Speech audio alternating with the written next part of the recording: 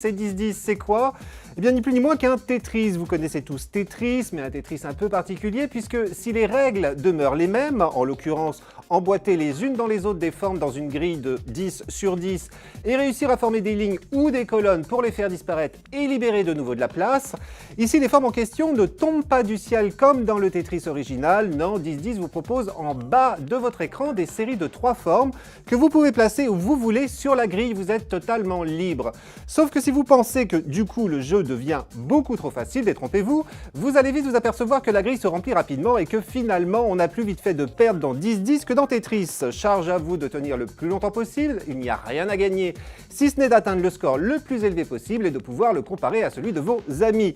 Parfait pour le métro et les autres petits moments de solitude de la journée, 10-10 est en plus gratuit et disponible sur iPhone, sur Android et même sur Windows Phone, vous auriez donc tort de vous en priver.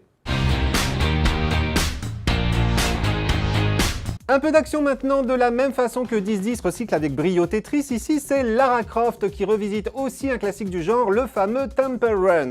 Vous vous souvenez sans doute de Temple Run que je vous ai présenté dans le tout premier Phonap, ce jeu où vous devez contrôler avec votre doigt un personnage lancé à toute vitesse sur un sentier semé d'embûches, un coup de pouce vers la droite ou vers la gauche pour éviter les obstacles, vers le bas pour glisser en dessous, vers le haut pour sauter.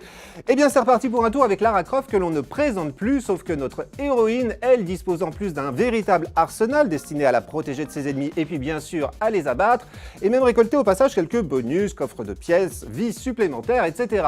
Les décors très réussis défilent à toute vitesse, pas trop le temps d'en profiter, il va surtout falloir faire preuve de bons réflexes, viser juste et ne pas hésiter parfois à s'y reprendre à plusieurs fois pour collecter un maximum de pièces d'or, mais aussi des idoles et autres babioles qui, elles, vous rapporteront bien plus. Le tout vous permettant alors d'améliorer gratuitement l'équipement de Lara en allant faire un petit tour dans le magasin intégré au jeu. À moins que vous ne soyez prêt à passer à la caisse si vous êtes vraiment pressé d'équiper votre héroïne de nouveaux gadgets, armes, tenues ou malédictions. Et ici encore, non seulement Lara Croft Relic Run est un jeu gratuit, mais en plus disponible à la fois sur iPhone, Android et Windows Phone. Allô? Est-ce que ça marche? Il y a quelqu'un? Non?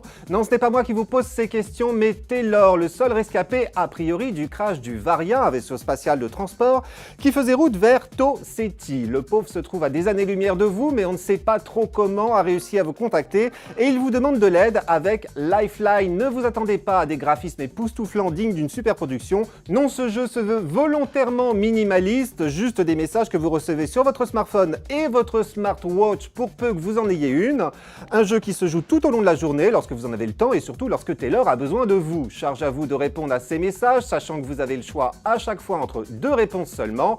Mais de vos réponses dépendent bien évidemment la suite des événements. Il s'agit donc de conseiller au mieux Taylor, afin peut-être d'arriver à le tirer du mauvais pas dans lequel il se trouve. Déconcertant, Lifeline n'en demeure pas moins prenant, c'est une vraie curiosité que je vous conseille vivement d'essayer. Bon, le seul bémol, c'est qu'il va falloir par contre passer à la caisse, Lifeline coûtant 99 centimes sur l'App Store et 2,22 € sur le Play Store.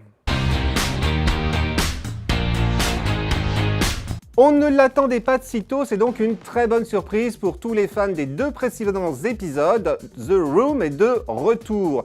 Et c'est, il faut bien le dire, une pure merveille, que ce soit au niveau des graphismes, des sons ou de la jouabilité. C'est toujours la même recette, mais pour un résultat toujours aussi réussi. Bon, tout de même, pour ceux qui ne connaîtraient pas The Room, je vous en rappelle les règles. Il s'agit pour vous de traverser successivement un certain nombre de pièces pour élucider un mystère.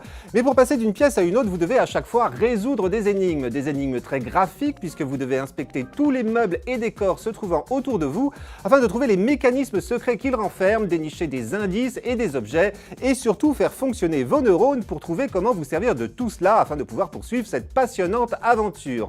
Bref, une succession de casse-têtes en 3D qui pourrait rapidement devenir parfois agaçant, mais fort heureusement, afin que vous ne vous retrouviez jamais bloqué et ne risquiez pas de vous lasser de ce jeu, The Room 3 vous délivre régulièrement des petits messages censés vous aider à vous sortir des situations les plus complexes.